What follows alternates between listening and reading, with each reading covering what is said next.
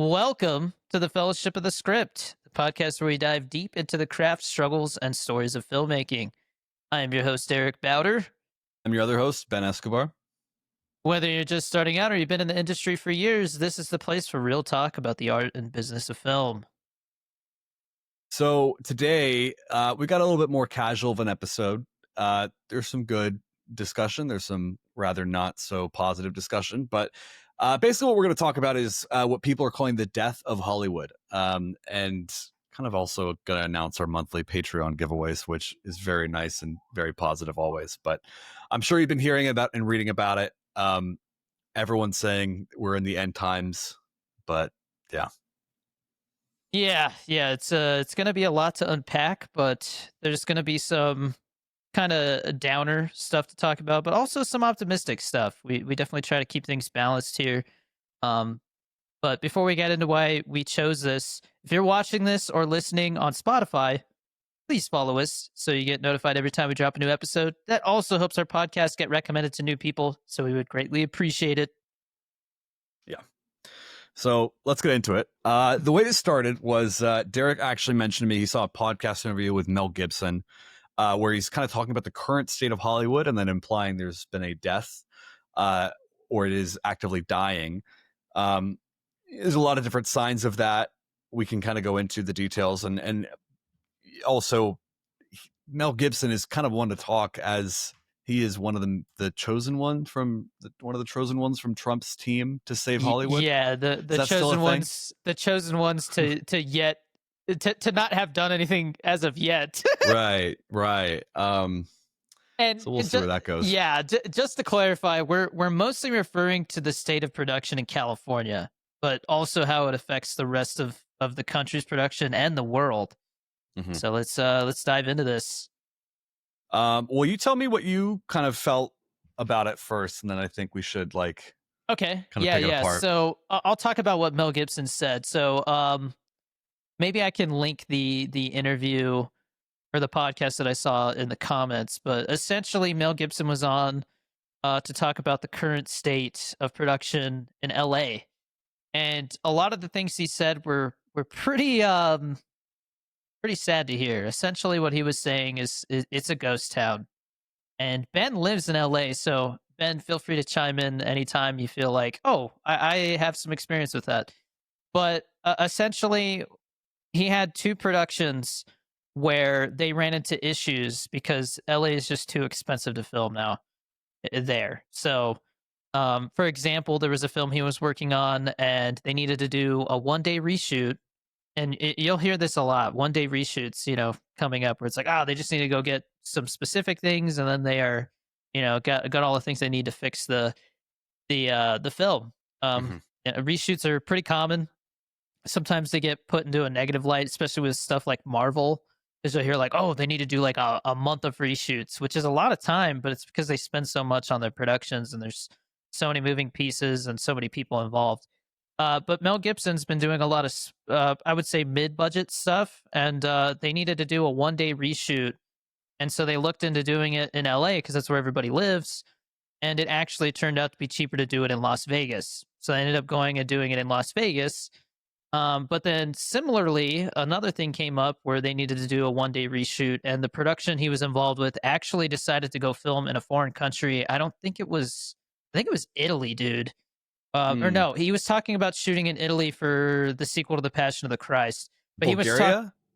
and maybe it was Or- Bulgaria, but he was essentially talking about how it was actually cheaper to fly the whole cast and crew out to do a day of reshoots, which would be a day of travel on both sides, lodging, food, per diem, all the stuff that's needed when you go out of country.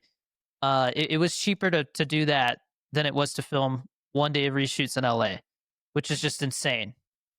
Something that should only take 1 day turns into 3, and it's still cheaper to do out of the country, which I guess begs to question, what is the point of even shooting in LA anymore if it's that expensive? With Exactly.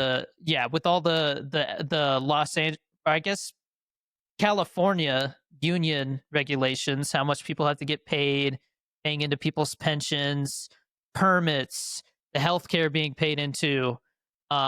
you know, I don't know a whole lot about it because I don't do union stuff yet, but I know that sometimes they have stipulations where it's like, oh, if this is just a 1 day thing, they get paid more just because it's 1 day instead of like a longer gig.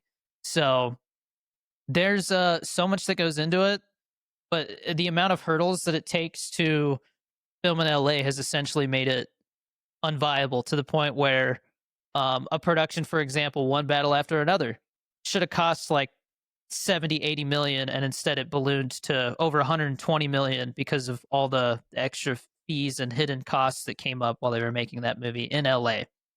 Yeah. So yeah, it's pretty bad. But Ben, what's been your experience since before the pandemic and now currently in LA? Like, what are you hearing? What are you seeing?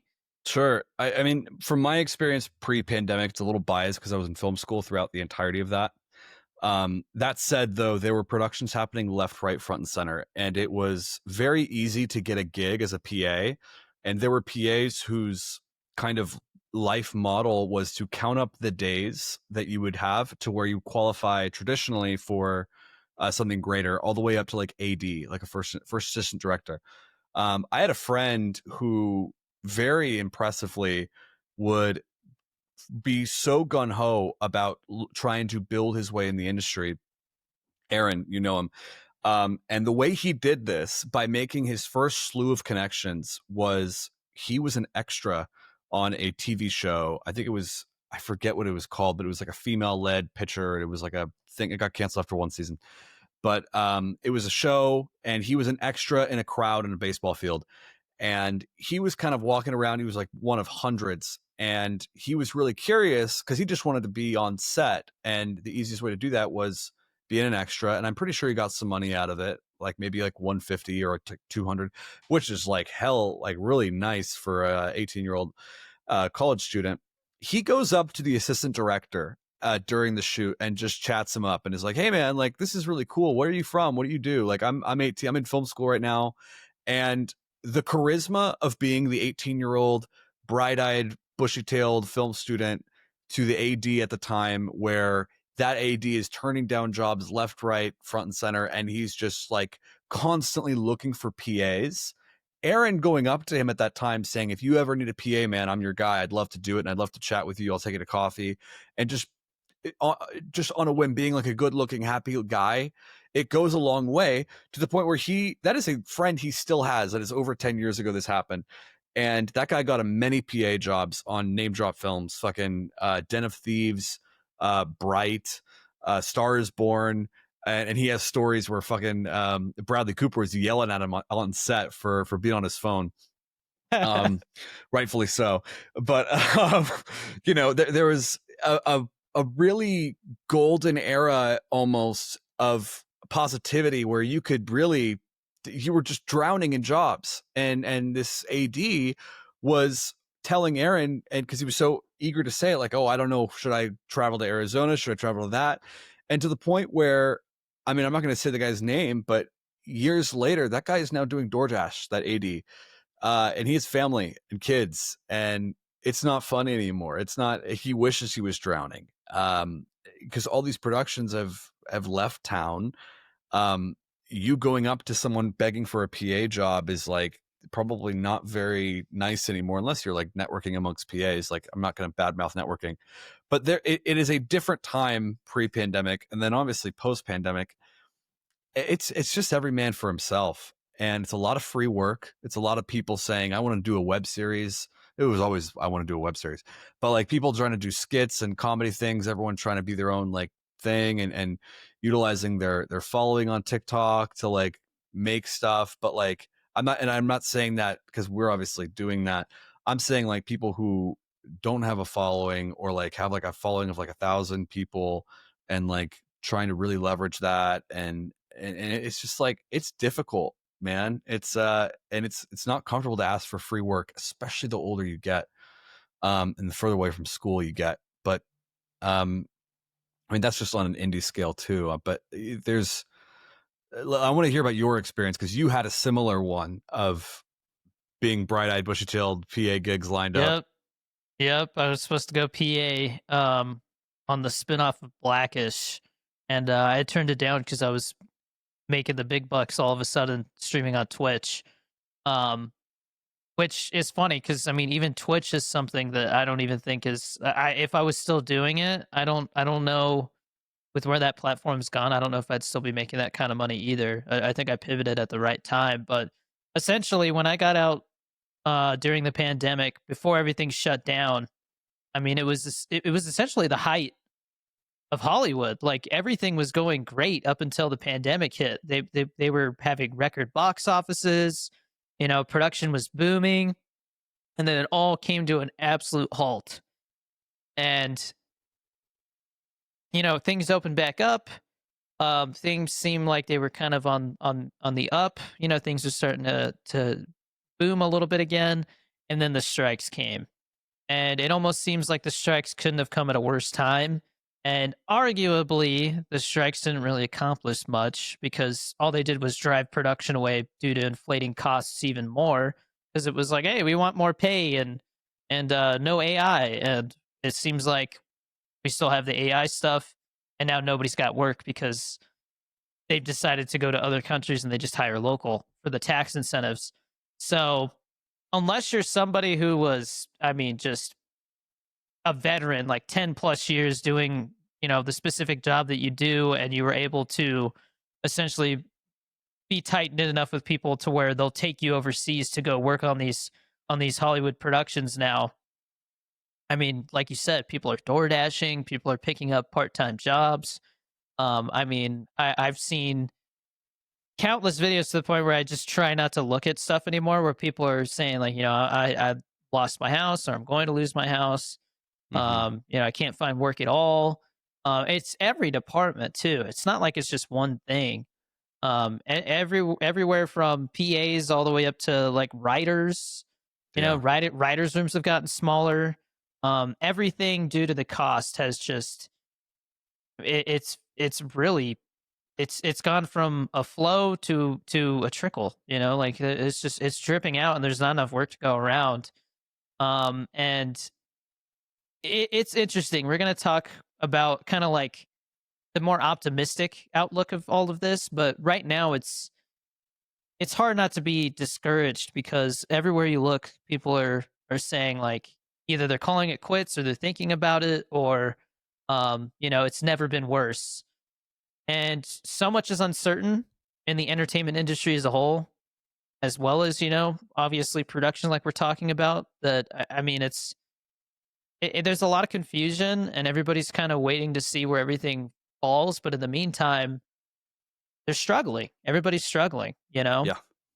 I think that I would say that the days of only doing one specific job are pretty much gone. You got to be willing to do different jobs, or you got to be willing to do multiple jobs at once.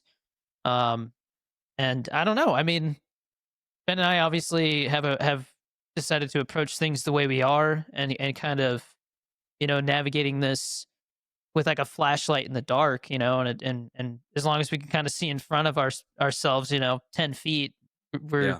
staying optimistic. But it's easy to see how people who have been used to just relying on one specific kind of gig are calling it quits. You It's know, I so true. yeah, The 10 I, feet thing, man. yeah, and I mean, I think Ben and I being writer directors who also do multiple things, you know, it's kind of like, hey, every once in a while we get the opportunity to like turn on a spotlight in front of us and light the way for other people too. But it's so short lived, especially how, you know, we've been doing mainly short films, but gearing up to do this feature, you know, I'm gonna end up self financing at least half of it. So it's not like I can hire a massive crew. It's essentially like I'm gonna be able to provide like 10 people, 10 to 15 people work for a month.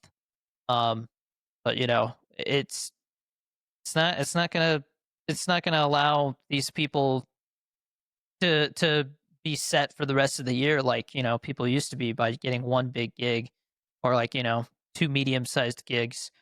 So It's the result of just life becoming too convenient, I think. And everything, if you really look at what's changed from the pandemic, is how do we maximize convenience? You know, it's very convenient to watch Wonder Woman 88 or whatever the hell that was at your home instead of going to the movies when that was in the pandemic. It's very easy to do that with fucking Five Nights at Freddy's when that was post pandemic. And all those things that were like HBO making this crazy play of everything that's like you were looking forward to in the theaters, it's going to be on streaming day one, and we're making it happen. Uh, Everything that was a overabundance of convenience down to food ordering, to go orders, and that whole businesses that were going under, that were like mom and pop hole in the wall restaurants that net refused to do to go things, partner with DoorDash, partner with Postmates, whatever. The night and day differences of millions of dollars because of that. And it's a story, it's a tale as old as time now, where it's like, I thought I lost everything in the pandemic, but then that one guy told me I really should try to do to go orders and my business was saved. And if you look at it like that, like the film business has just its own version of to go orders. It's its own order of drive up to Target now and don't even fucking get out of the car at Target. Just type in on the app and someone has it all scanned for you in the bag. Um, and now when you look at international things, that's also a form of convenience. It's fucking convenient to hire people in Hungary because they're cheaper in the US. It's convenient to hire people in the Philippines or places where there's tax credits, Australia, where you could rack it up almost to 50% of your money back. And it's like, that's hella nice. What are you not going to get 50% back out of, like, for the sake of what? Feelings in LA, which is what it is essentially for a lot of people, is an argument of feelings. But it's more than feelings. I think that's what's important to talk about, is that it's a legacy and livelihood and lives that are at stake, not just the feelings of they'll get another job, because Yeah. eventually there's no other job. But I mean, anyway, before we kind of switch to our ad break and get into, the good of this, because I do think there's good in every situation, no matter how bad it gets, you can look at the glass half full side of things. But right now, everybody's waiting for the dust to settle, and nobody knows when it's going to, and nobody knows what's actually going to be there when it does.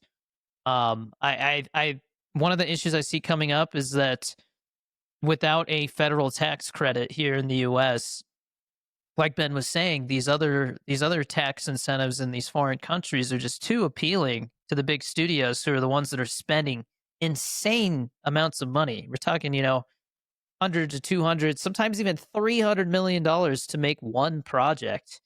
yeah, And the other thing that's scary is that you look at every one of these foreign countries who's realizing, oh, wait a minute, they're continuing to come over here. Now they're starting to pass laws where they're requiring these studios to reinvest 10% of the money that they make from these productions back into the country and into more productions in that country, which is essentially like holding them hostage. So it's like, the question is, does it ever actually come back? And if it does, what does it take? Because I think we're going to need like at least a 20% tax credit federally that you can add to, well, obviously LA needs a tax credit too. I know they had some kind of tax incentive that they passed, but no, everybody's saying that that money has not been seen yet. So the question's, what the hell happened to it? What you said we were going to start getting incentives here again. What happened? Have you heard of anything getting incentivized there? I've heard nothing. So um, New Mexico has a 25% tax credit, and you can get up to 35% if you're filming like in the middle of nowhere here, like, Breaking Bad and stuff did. But right. if we had a federal tax credit, that means they would stack. So if we had a 20, or I think it should be 25%, but if there was a 25% tax credit federally, that means that the federal government would give you 25% of your production budget back that qualifies, which would probably mean, they all have to be workers that live in the US. Like, they have to be US workers. Anybody who gets flown out, I believe it would work similarly to how it works for New Mexico, where, if I hire Ben to come work on my film, what I pay him as his salary for working doesn't qualify, but his travel, his lodging, per diem, that stuff does. And so if we had a federal tax credit of 25%, that would stack with New Mexico's, and all of a sudden I'm getting 50% of my production budget back. And that makes me want to film everything here in New Mexico. And so until that federal tax credit happens, I don't know if there's any sign of it coming back anytime soon. And I don't know if it'll ever come back to Hollywood the way that it was, because that is also just a state issue. It is just very expensive to live in and California is a state, and Ben's experiencing that firsthand. But I mean, obviously, LA is still a big hub for networking and connections, and you've made a lot of connections there. But do you see yourself staying there and living there in 10 years if it never comes back? It's a dark question to be on camera for. Uh, you know,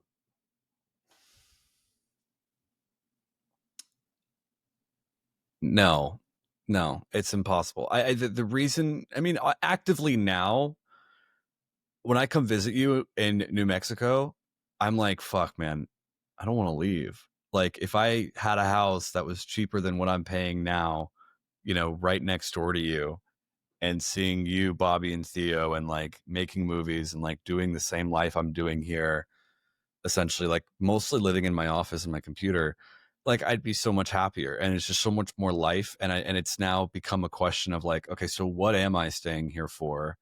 And I do have a lot of friends out here. There is like that version of, I mean, you're the only friend I have that has kids and stuff, but like there is people I stay out here for. Um, People who are also working in the industry, and me being around them has obviously pushed me towards like further in the industry. So it is a career wise a smart decision to stay.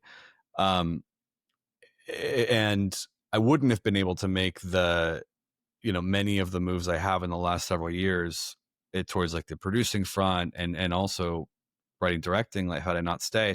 But yeah, I question, once that first goal has been reached, once the show has been made, once the fucking writing directing feat that I've done that sets me up reputationally, not financially, but reputationally for life. Um, yeah, no, why stay? Because there comes a point where you have to prioritize your happiness and your like personal values first, and it's like, I think what's so difficult about being in LA is like half of the people are sacrificing their personal standards, their personal happiness, and you're trying to use your career towards that, and your career's not backing out all the time, and so your personal life sucks. And it's like, if you were somewhere else that you were happier, like it makes you think. But I mean, I right now mean, I'm saying, but yeah, I think if if I were in your shoes, the thing I would be watching out for is like, okay, if I start seeing the people that I'm here, that I'm staying here because of, if they start leaving, then it's probably like time to think about packing the bags. But I and think I I have. got, yeah, It's happening now. yeah. I mean, the thing is I got a taste of it when I was living there during the pandemic, because it was essentially like the doors shut. I knocked on the door, it opened, they said, "Come on in," and then the world shut it. And right now, it feels like the door is barely cracked open, and you can see that there's stuff going on inside, but no matter how much you keep knocking, it's not opening. And I think that for people like us, we've got our kind of our fingers in so many different pies right now, and they're all cooking, and we're like, all right, when is one going to be ready?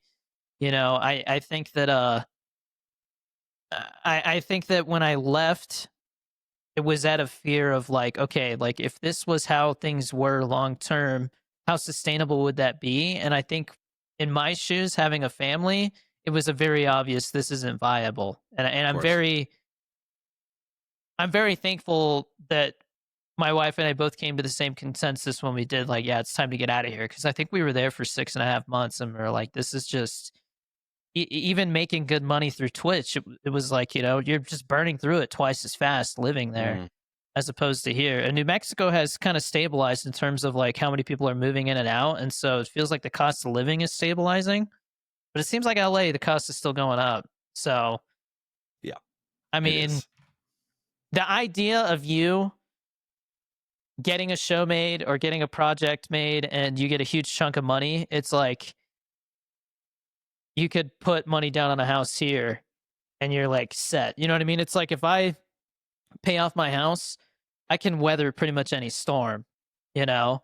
And so that's my ultimate goal. And I think within the next, I would like to think sometime between 2030 and 2035, my house is paid off and I'm no longer worried that, hey, if the industry goes through turmoil like it is right now again, I'm going to be in a position where I can't support my family in the meantime or something, Of course, of course.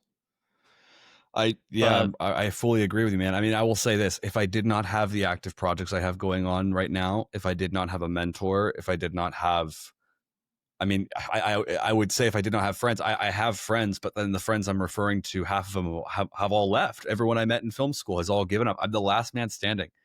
It sucks, and I don't like saying that because it sounds like it's from a point of pride, but it's not. It's like it tortures me. Um, if I didn't have that, yeah, I would have had to call it quits. I would have moved. I would have said, like, who am I? Where do I live in this country? And I think, like, knowing you, I absolutely would have moved to New Mexico. I think that's when I think about my crisis, like the sky has fallen. Like, no, dude, that's I mean, I feel like I've told you, maybe I haven't. That's where I think about, like, that's where you should go. I think you've mentioned it. And I think that, I think for anybody listening who has the idea of maybe moving to LA because they think that's where they're going to be able to chase their dreams. I'm sorry to say, but I just don't think that's a thing at the moment, and I don't know if it ever will be again. I mean, even when I was getting out in 2020, that was the mindset I had, was like, I'm going to LA because that's where dreams come true, you know? Um, They'll go in without a plan, at least, is what it is. If you have someone there waiting for you, or some, I mean, I even mean, then, unless you got, three other roommates, I mean, it just, I knew a lot of people when I moved there that were working, two part-time jobs and trying to get work on sets whenever they could, because they were also starting out. And I don't think any of them are still trying to do that because everything kind of fell apart. But they working two part-time jobs, never really having a social life. They, like, outside of like jujitsu, they were struggling to make ends meet, and so I think unless you have an absurd amount of money saved up, and we're talking like at least 2-3 years worth, I don't. I would encourage you to look at other places, New Mexico, Georgia. Um, I mean, Austin, Texas has got a really big indie scene. Las Vegas is starting to boom with production. There's a bunch of studios being built there. Um, I mean, even like Louisiana has, like, stuff going on there, and it's cheaper to live there. I mean, you really have to kind of look at all your options to decide what's the safest thing for you. Because if somebody asks me, "Hey, how long do you think it's going to be until things start to look positive in the industry?" My answer is I have no fucking clue, man. I have no idea, and I don't think anybody does. There's so much changing so rapidly right now, and yeah, I mean, I think we've talked about it in a previous episode, but to me, it's like there's pre and post pandemic, and they're night and day difference in terms of not only production but the world. And I think that it will get better at some point. I saw somebody today making, because everybody's making videos about this right now, that it's like Hollywood has a hangover. Right now it's got a headache. It feels like it wants to die. If you've ever had a Jesus, hangover, it's like you wake up and you're like, "Oh, what did I do? I overconsumed." And it's like people overconsumed on streaming, yeah. all of that stuff, and superhero movies, all that stuff. And now, I mean, Ben and I before the show were talking about the box office bomb for The Running Man, and how, if we're going to talk about it more after this ad break, but really, like, it seems like Hollywood is at a total loss as to what is a safe bet anymore. But I will say quickly, I am optimistic about the new Paramount uh, leadership. good. That's I good. think that knowing what I had a friend that just sold a project there based on one of their big IPs, and having known that pitch for that IP and how risky that was, and like they would never. Um, it's now sold to the very very top. They're doing it, and knowing that they're willing to do that. Um, those guys are willing to do something different, and they're willing to call out mistakes that have been made. Um, and I we'll see what happens. I'm optimistic about that front. Um, Hopefully that's a sign that, the door's going to open again.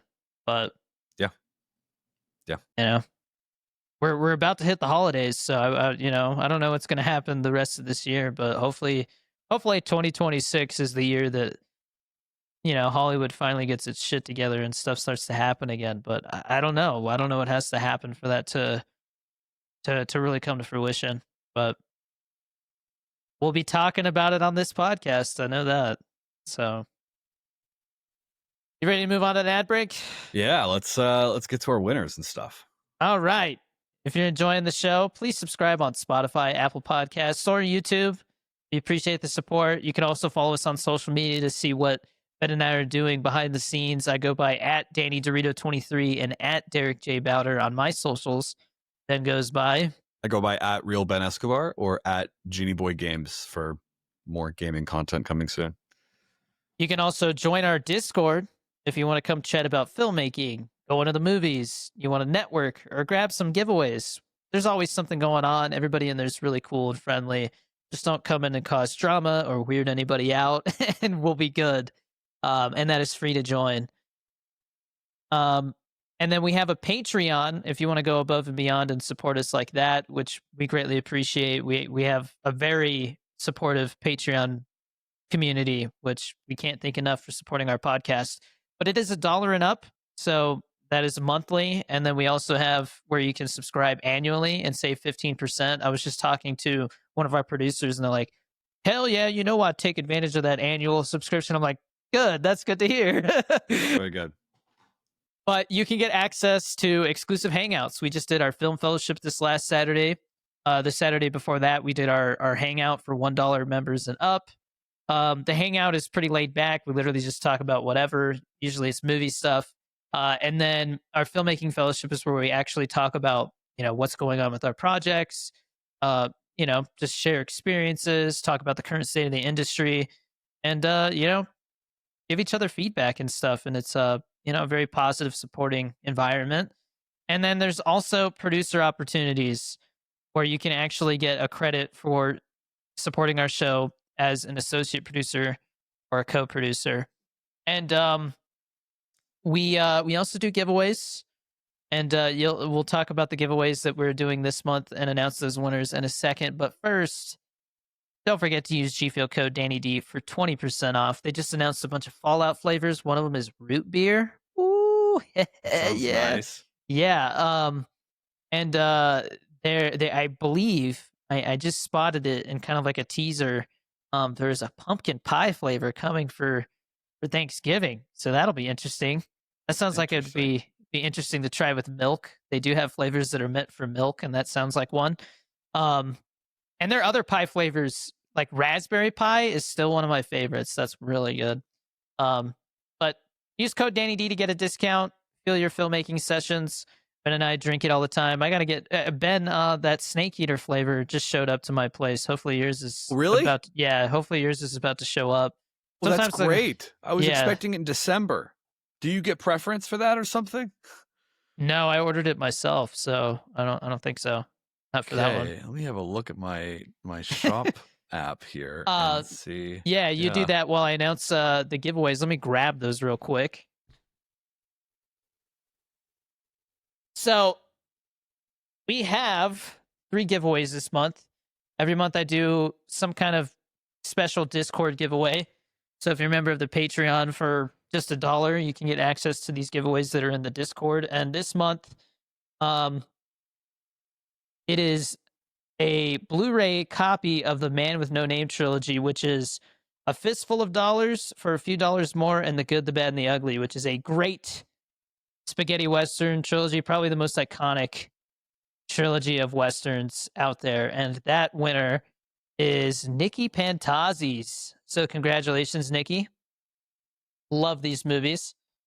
And then we have 2 G Fuel Tub giveaways. We do 2 G Fuel Tub giveaways every month.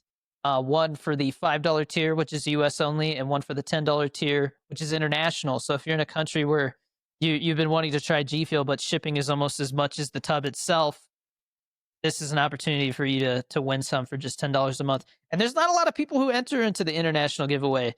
So chances are pretty high. If you join, you'll probably win some. Just saying. But the US giveaway this month is a Resident Evil 4 tub, Las Plagas, which is a very interesting flavor. It's persimmon fruit. Um, That is an interesting one. yeah. And that is going to Super Dude 01. So congratulations, Super Dude 01. You won a tub of Las Plagas. Resident Evil 4 is probably one of my favorite games of all time, by the way. Good shit. Yeah, and then we have a Dream Demon tub, which is dark fruit punch, inspired by A Nightmare on Elm Street. That is for the international giveaway this month, and that is going to Cal, a fellow filmmaker in Canada. So congratulations, Cal. Congratulations. We will get those. I will reach out to those winners within 24 hours of this episode going up. So be on the lookout so I can get the information we need to send those out to you. Next month is December, so I'm planning on doing the normal physical media giveaway and the 2G Field tubs, but I also have like some special stuff that I'm gonna do every week. There's a pair of like there's a gaming headset, a shaker cup, one of those like light strips that goes around your TV so you get like mood lighting when you're watching. And Ben's like, I'm gonna enter into that. Bunch of stuff. So December's a great month to join. We appreciate our patrons a bunch. So thank you guys, and congratulations to those winners. Thank you guys. Now to talk about the glass half full side of things. Take it away, Ben. Okay, yeah. So let's get positive here as much as we can.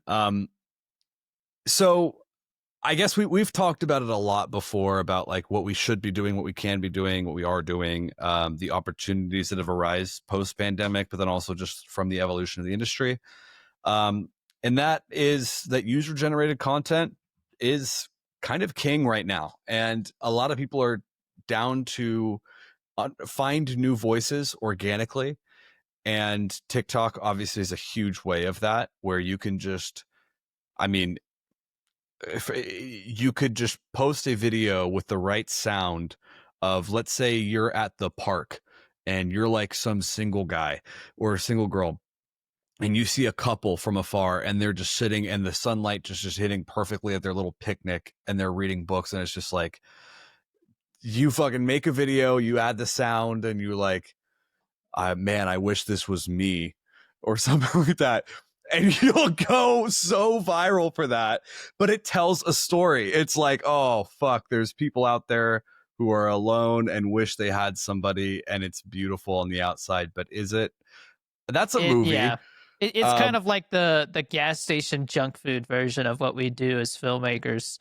But, you know, it is storytelling and it is entertainment. I mean, that's what I do for a living, you know, outside of filmmaking. Is I entertain people by making goofy videos, and then I also do movie reviews and more serious stuff, which it's been really cool to see the filmmaking side of my audience really, you know, be supportive and take that career path seriously. And I see a lot of people. Well, first of all, as the industry shifts, a lot of people are asking a lot of questions, and so we're going to dive into those here. But um, one of the things that I see coming up a lot is I'll see somebody, you know, there's always the hook where they say something edgy and they're like, your film is going to fail. Your feature film will go nowhere. And then they'll go, unless you build an audience for it, which is what I'm doing right now. And it's like, okay. At first I was like, oh, what am I doing with my life? And then I'm like, oh, wait, they're saying unless I'm doing what I've already been doing for the last 5 years. So I don't know. I'm gonna be testing that to see if that really floats with this first feature that I'm gearing up to do an Indiegogo for in January, and then you know, shoot that film. It's looking like April. So I'm getting the people together. I'm figuring out the budgets. I'm ready to get a loan to cover. Yeah. I mean, well, the good thing is since I have an LLC for my production company, I can actually write off the interest. So that's cool. Good shit. But yeah. So it's, you know, but for anybody who's like, oh, somebody's just going to give me money. I mean, I have over 9 million followers, and I couldn't convince anybody to give me money unless I made a feature first. So I'm going to make a feature first, you know, and then see from there. And if this loan process goes as smoothly as I think it will, then maybe I'll just, you know, show up with my first film done and then be like, hey, here, I got this money, I got this loan, give me the other 80% I need to make a bigger movie, Hmm. because I don't know of any other way to do it right now. um but even one of the questions that people are asking is, if Hollywood is afraid to bet on big A-list actors and they can't guarantee a film's going to be successful anymore, what are studios going to bet on? What are they going to do? And that's what they're trying to figure out right now. So let's talk about, more positively, what is making this possibly the best time for another indie film revolution like the 90s. Even though it's not going to be like the 90s, I think it'll be very different. I actually picked up a piece of news today that is funny because it's about Kristen Stewart's. Is it The Chronology of Water? Is that what it's Yeah, called? yeah, we talked about Yeah, that yeah. last episode. Yeah, so I heard a development about that, and it made me very curious because it might actually end up being part of the path that I follow. Um, but let's kind of. You want me to talk about that right now? I guess I Yeah, I'm could. curious. Yeah. I was gonna So, say, what is it? so I actually saw that. So her film already premiered at a festival, right? Or is it Yeah, about? Yeah. Can Uncertain Regard. Right. Yeah. Yeah. So, essentially, it's like, okay, this is a big actress's debut feature. Of course, these studios are going to be fiending to get their hands on it, right? Actually, no, none of them wanted it. None of these big studios wanted it. And so what happened is this little, here, I'll look it up so I can make sure I get the term right. But there are these pop-up distribution companies that are showing up. 1 second while I pull it up here. Actually, you know what? I saved it to my phone. That's what I'll do. Grab it off my charger here. I actually screenshotted it because I was like, oh, I got to talk about this. Okay. So, the Chronology of Water went to The Forge, which is a distributor so new that industry insiders had to literally Google it before making articles about it. So traditional distributors used to scoop up films, but they've pulled back as marketing budgets shrink and box office revenue continues to disappoint. Now, dozens of great films that premiere at Sundance, South by Southwest, and Cannes every year are seeing no buyers in sight, and so these boutique distribution companies are popping up and filling the gap. They are testing new models to make indie distribution actually work. Here's what they're doing. They're doing ultra niche targeting, where each distributor picks a specific audience. For example, Watermelon Pictures for Palestinian cinema. Feature film is a female for women, is female for women directors. Suncatcher is, they focus on disability stories. They tailor their release strategies to build buzz within these specific communities. So for me, it might be like, uh, the Coast Guard related stuff. yeah, like the military community, or maybe like there's companies out there who are targeting like social media audiences, because they're getting involved with these big influencers who are making the leap. But they're purposely accepting a lower amount of ticket revenue splits, to make it more favorable for theaters to get those traditional deals, which is actually what I've seen content creators do on their own. And so they're essentially, instead of doing where, let's say Disney releases, the live action Moana, and for the first weekend, theaters only get 20% of the ticket revenue.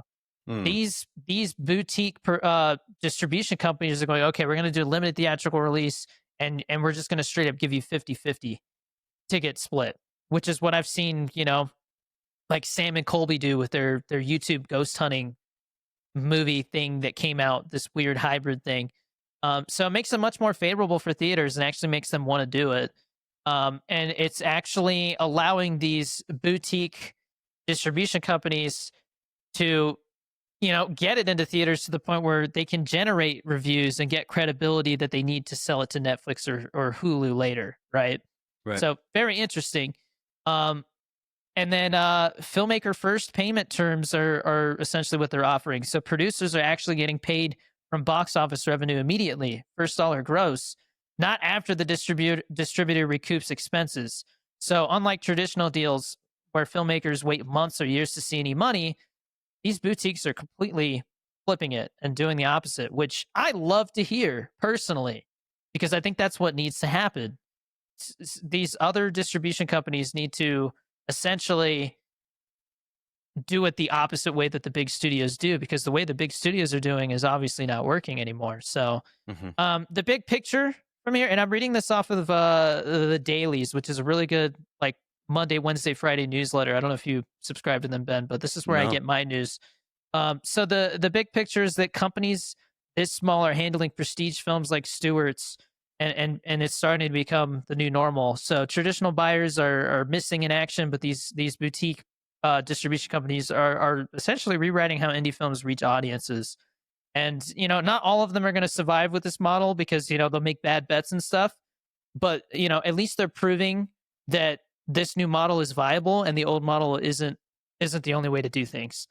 And I think that's just one great example of how the industry is shifting right in front of our eyes. And for somebody like me who can go to one of these boutique distribution companies and go, "Hey, I got 9 million followers. I made a film.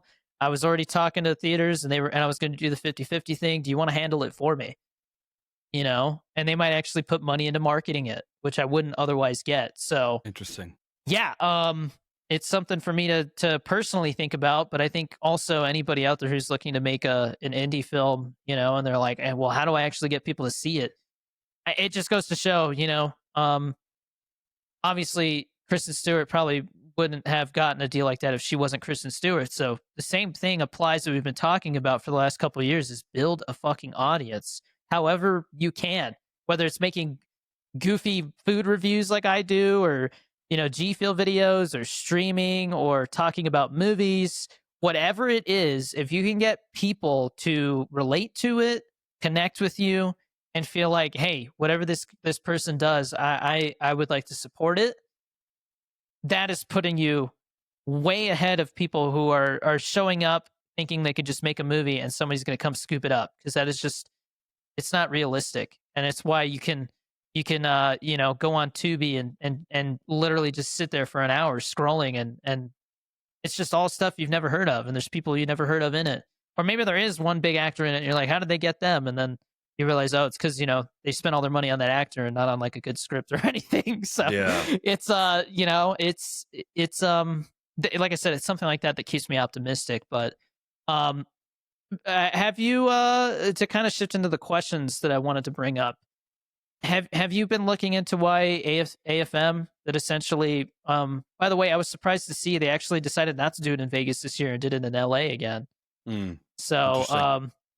but they are essentially turning down all kinds of packages even though they have big names in them. So do you know why they're starting to do that? Not bet on big names anymore? I mean, because it's all so conditional. It's so like you can get via personal relationship, you can get some actors on board that are big names, and it's a different thing than what they normally do, and it's just like a new thing. But they're only gonna do it if you pay me that $2 million that I need for them. Can you do it? And it's like, okay, I don't know about that.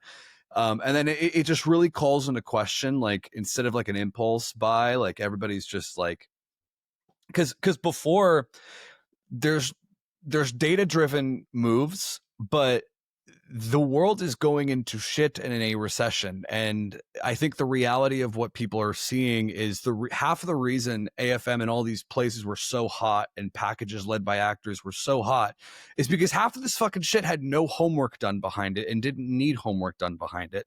This was quite often, and this still happens, but quite often it is as sleazy as the rich guy who shows up to AFM, gets invited to the right parties, really wants an Instagram photo with that fucking actor who your film has attached to it tentatively. If there's just a fucking $1 million or two in the way, and it's like, what's a fucking $1 million? And I can hang out with him, and I can fucking hang out with the girls that guy hangs out with. Okay. All right. Whatever. This seems and you'll sell it in foreign sales, and I'll get all this back in theory. Okay. Got it. And it's just, those guys don't hang around anymore because there's bigger fish to fry, and like half the people who do that film is not their final frontier of investments. It's other things that are better. And unfortunately, like, I mean, you see this with like a crypto investor is more interested in crypto than he is like a film. And even if you look at the ROI and the math, like, it's not how it was. um I I mean, mean, yeah, movies have always been a very risky investment from an investor standpoint. You know, most of them do not make money that makes it worthwhile to them. There has to be people involved that can guarantee some form of success, or you know, they're going to get, you know, to be a producer on something that has somebody attached, which is sometimes more important because they just want to flex to their rich friends. But the interesting thing is that the biggest questions out of AFM this year were, what genre is it, and right, how cheap can you make it? yeah, And that's essentially, you know, and horror was the number one thing they were looking for. of Um, course, and so here I am going into this next year, and I'm going to make kind of like an elevated family drama that has enough horror in it to classify it as a, you know, subgenre of horror, and I'm making it for as cheap as I possibly can. We're talking 75, $80,000, which by even indie film standards is, you know, nothing. So very, very good though. That's good. Um, yeah, and statistics show that about the horror and all that stuff, where it's like if you put blood on it, it's gonna work. I mean, we talked about the him thing, where if like you put a guy like that, you put Jordan Peele plus some blood in a 3-letter word, you'll probably get a few $1 million. Um, there are other businesses, like you look at Eli Roth's The Horror Section. Movies that like those guys are doing are sort of on the heels of Terrifier, which is also has some pretty niche targeting and very ultra specific, very data driven stuff. But the novelty of it is the forbidden footage, the we use this many buckets of blood, the it just you have to see it to believe it level of novelty to this stuff. And Eli Roth's Horror Section is sort of like, okay, what if we had everything that was you just have to see it to believe it, even if it's shock driven or any of that stuff. And the question is, how sustainable is that? Is that evergreen? I mean, maybe there is. I mean, morbid curiosity is always going to be there. It's like just one of the most primal instincts of humanity. Like when you drive by a car accident, what, are you just not going to look at it? What, why do you think everyone's slowing down? You know? I just had a video go viral because I just pulled out my phone and was like, oh damn, that's Yeah, not yeah, good. You exactly, saw exactly. it? Yeah, I remember this video. Yeah, yeah, Um, with the so GTA music. yeah, I mean, it's just a relatable thing, and that's just the easiest. It's the easy way out. It's convenience, as we once said. So even if you're Kristen Stewart and you've got the artsy, incredible, most poetic, most profound themes of your whole life, and you've worked all this way, and this is like everything. This is what everything was for. Like you're gonna have a shit time, unfortunately, because the heart's not there. It's cutthroat right now, man. And no, nobody's more sob story guy than me, man. That's why I'm trying to do video games that I'm paying for myself, because like I don't know. Like I said, I think the days are gone where you can think like, oh, I'm just going to be an actor, or I'm just going to be a director, or just a producer or a writer or whatever. Like I think the people who are finding opportunities to thrive right now in these uncertain times are the people who are going, you know what? I am going to be that spotlight for everybody. I'm not going to be there with my own flashlight looking for other people to help light the way with me, you know? Um, but so the next question to bring up is, where do productions go if Hollywood is no longer a viable place to shoot? And I think that is, you know, here in New Mexico, Vegas, you know, to Texas, Taylor Sheridan and Woody Harrelson and Matthew McConaughey are over there trying to get the incentives to make that the next production hub.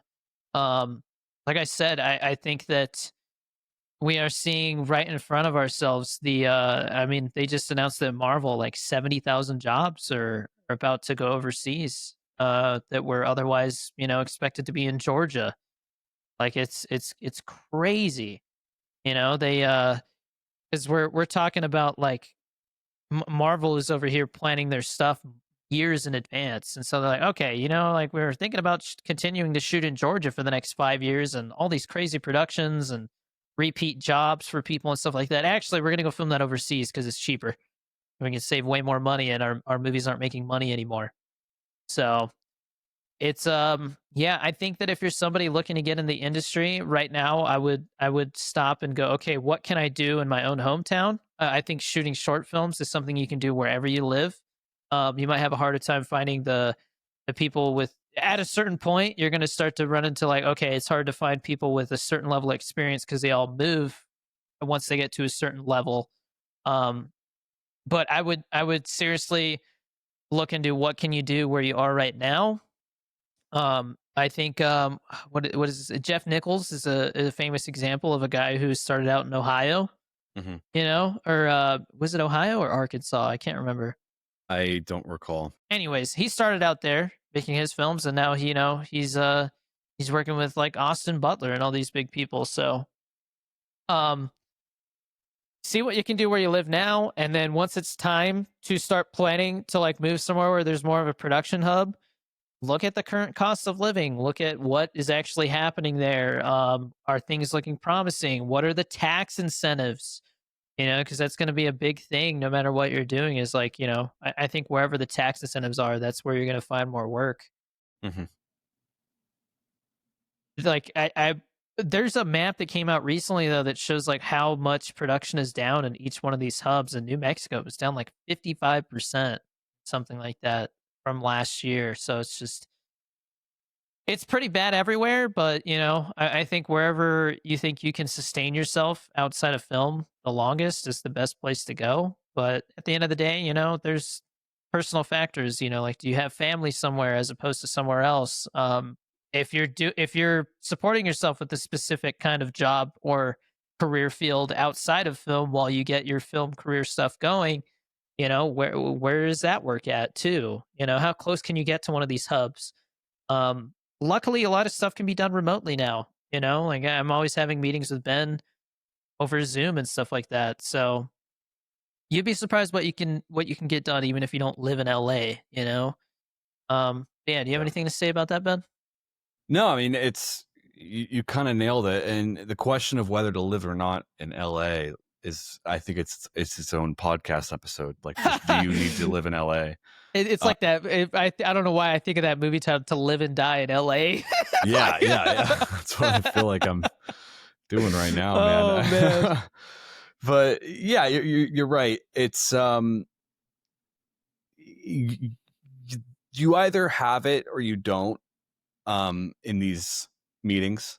And at the end of the day, like, if you have something that's valuable inherently, like, people will want you, like, which Derek does by via the following, like, that's, it doesn't matter where he's calling in from. I mean, you're going to make a flight. It's a fucking flight is a flight. You make it happen. If you don't have that and you are just like truly trying to make it work, and you're in LA, you're in the vicinity, you still have an advantage, but it's an emotional advantage, but which is an uphill battle, because then you have to be, my leverage is that I'm friends with this person. They like me enough to want to give me the job and to keep talking to me and to like spend the time. And that's not always easy. Um, if you have both the thing that they want and you live in LA and the emotional thing, I mean, that's pretty good and pretty powerful. Um, but even then, you're not invincible. So it's all subjective. Um, what do you think? Do you want to talk about budgets just briefly, about like how that's kind of yeah. viable? It's so like I said, if AFM is any good indicator, it seems like the lowest budget possible is the biggest factor moving forward. I actually just had an email exchange with a distribution, or sorry, a sales agency who reached out and was like, "Hey, what do you got going on?" And I was like, "Well, I just did this short film. Here it is, so you can see like the quality of my work. And then I'm going into production for this." And they said, "Well, our slate is full this year. We can't like do like essentially like acquisition before production right now. But check back in January and we'll see if we can make something happen." Um, but the thing that kept that conversation going is when I said, "Hey, I'm looking to do this for like 100K or less," and they Mm-hmm. said, "That is the right number. That is the right budget range." And I'm like, "That's crazy," because the kind of projects that are viable at that kind of budget, it's you're very limited. But I would say right now, if you're starting out, use that to your advantage. You know, most people are like, "Oh, I don't want to make money for that cheap because it's not going to be good," but you don't have a choice. So figure out how to make something good in that budget range, Hmm. as cheap as possible. I mean, we still talk about Kevin Smith and Robert Rodriguez and how they pull off their first features with shoestring budgets. And if you kind of look at adjusted for inflation, you know what they made their films for in the 90s, that's essentially what I'm talking about making myself here, you know. So that's the mindset you got to have, is like, okay, nobody's who was it, who's the guy who does the Creep films? Duplass brothers. Yeah, yeah. So he said that he has a famous speech talking about the cavalry. Like, you know, people are Yeah, like, yeah, you make your yeah. film and then the cavalry is going to show up. And, you know, he just kept getting told, like, you know, things are going to happen. Don't worry. Like, you know, just take meetings, do all these things. And he realized after a while that the cavalry is never coming because you are the cavalry. So you got to be your own cavalry and figure out how to do things on your own in the current circumstances. That seems to have never changed. And I don't know. I think I think it's pretty common to see in this generation. I see it on social media a lot. There's a lot of people who think if they just keep spinning their wheels, or they keep, you know, reaching out and looking for some kind of big miracle handout, like somebody's just going to greenlight your project. I don't. I don't. It's like playing the Powerball. You know, only one person wins that, but everybody's playing it. So your competition is this much, and the person who wins is can't even see it. It's that much, you know.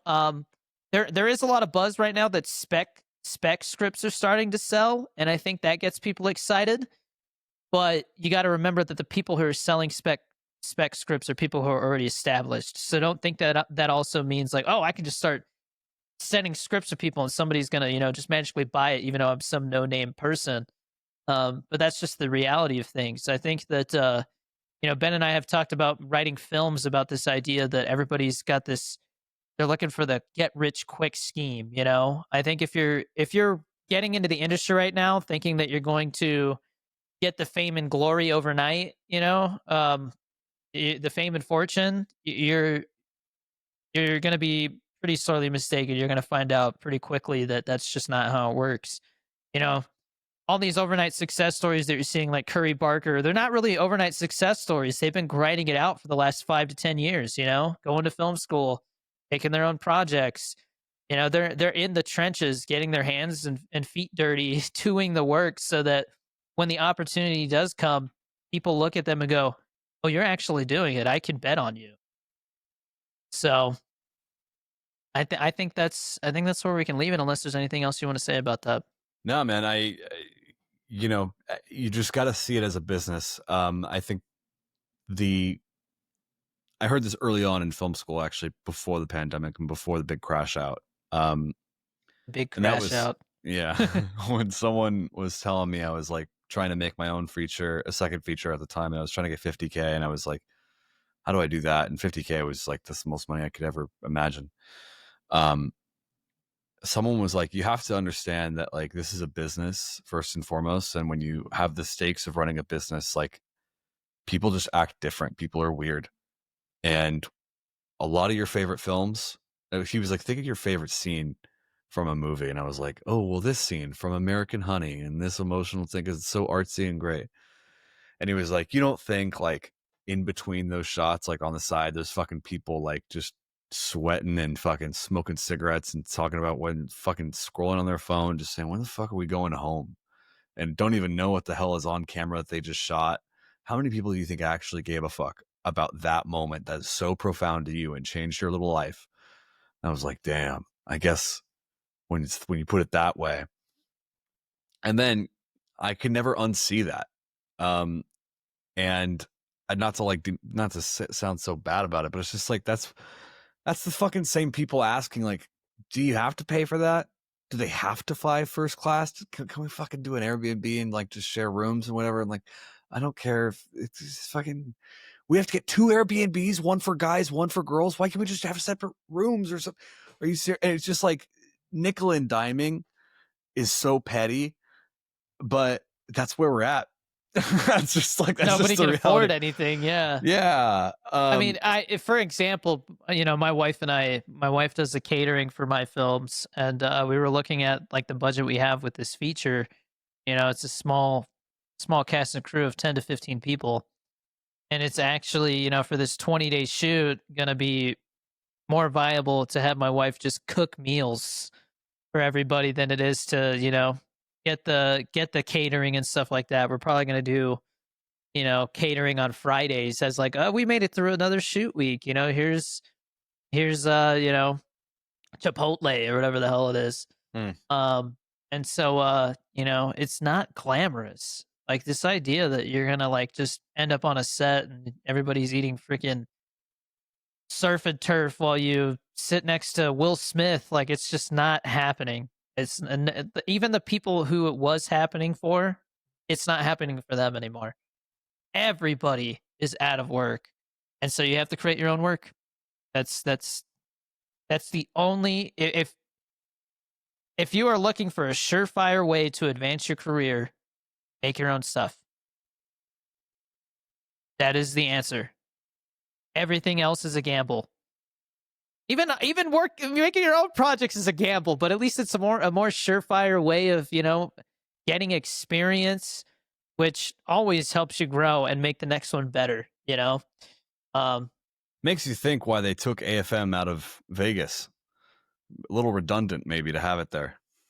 yeah, I don't know what that was about. I know that they were saying that, like, I guess last time they did it in Vegas, they didn't feel like it went as well.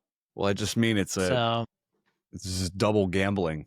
Like you don't want to be right. reminded that you're gambling in the Oh, film yeah, yeah, no, industry. Vegas is also getting very expensive.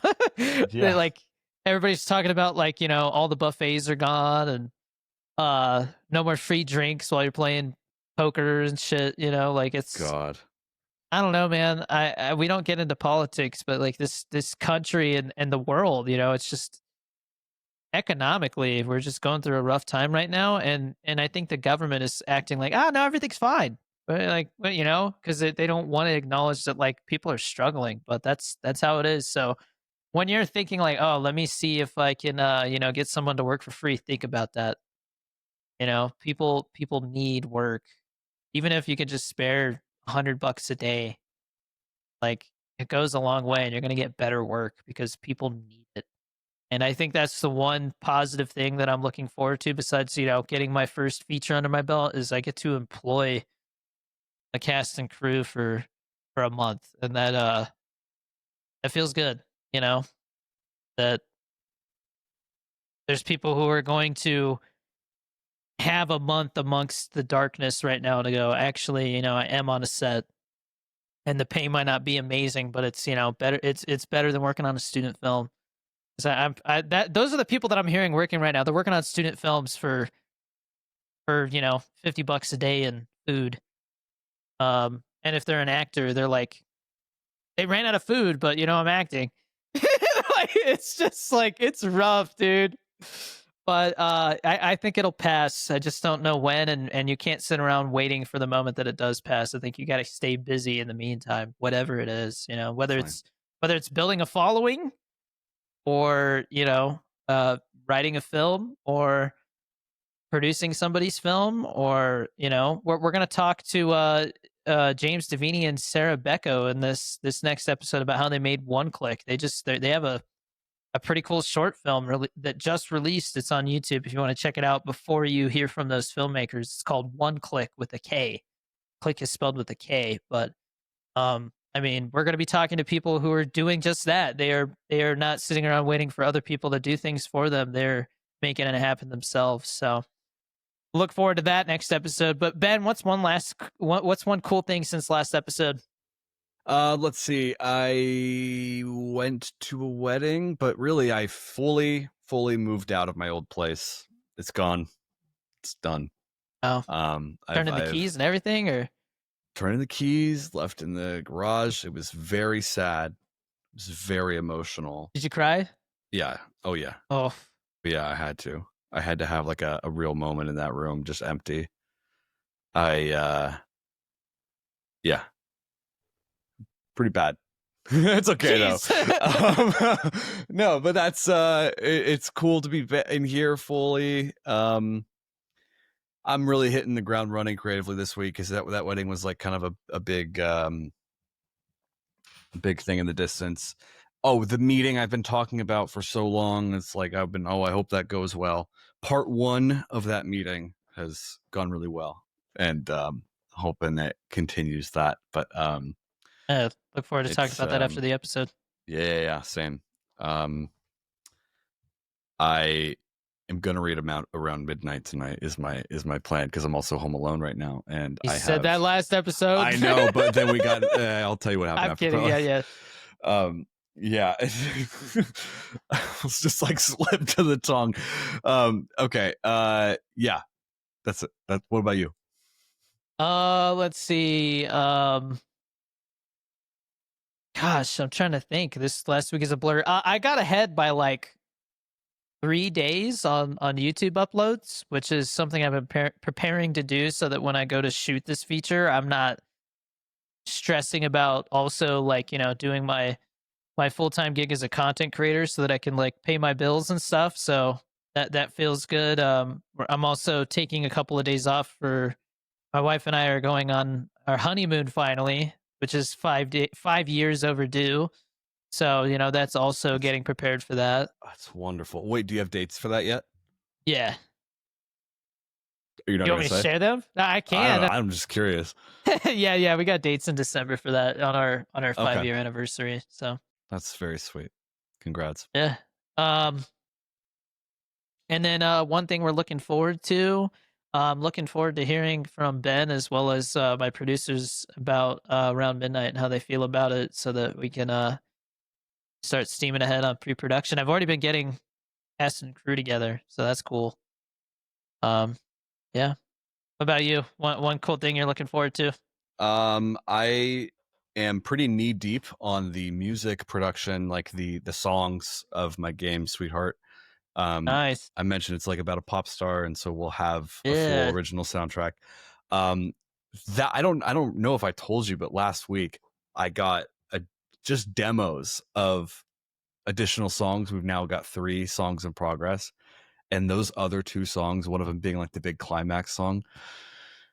Dude, I wish I recorded my reaction. It was just it's so good, and it's just a fucking demo, but like it was just I'm I'm so fucking hyped, man, and I'm really looking forward to receiving more because I think they're gonna finish before the end of the year, but like December, early And December. we're obviously not getting into details, but from what I've seen from Ben's projects, like Sweetheart and this other one that he's working on, the 2 games that he's working on, they're really cool projects, Thanks, man. I'm man. really excited to see you bring those to fruition, and I will definitely be shouting from the rooftops like, "Yo, one of my best friends made a couple of video games." It's so Thank you, dude. cool. Oh, I hope so. I really appreciate that. I'll send you the song demos if you want to hear them. I'm just like the Sure. vocalist Yeah, is yeah. so fucking good. I mean, I could say her name. Her name's Melissa Seals. She fucking Oh, rules. nice. But yeah, I'm there's no better feeling when like I mean you've felt this when like you fucking like nailed something you were really Demos looking for forward to with Always Pollo Ready Loco. or yeah, whatever it Ah, is. Yeah. oh man, dude, this you can't stop listening to it. But yeah, Yeah.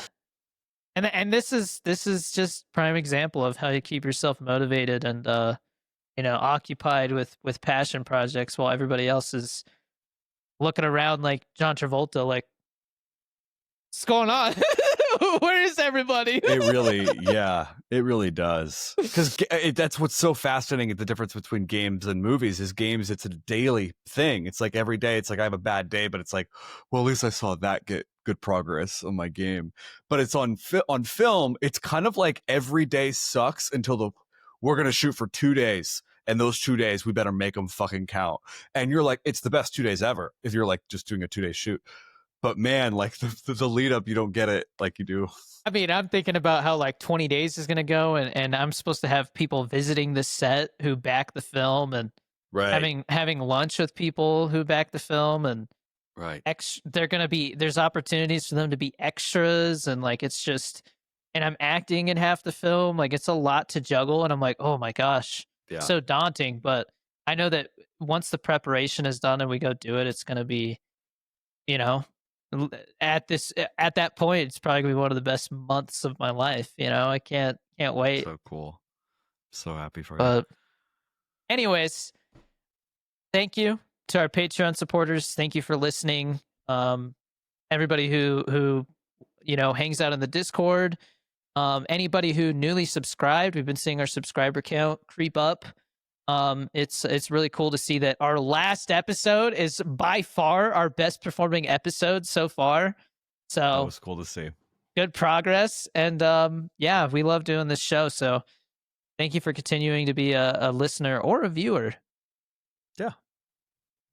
And you should do the Apple Podcast things we've been asking about and the Spotify things. Yeah, we've leave been us a asking review. about.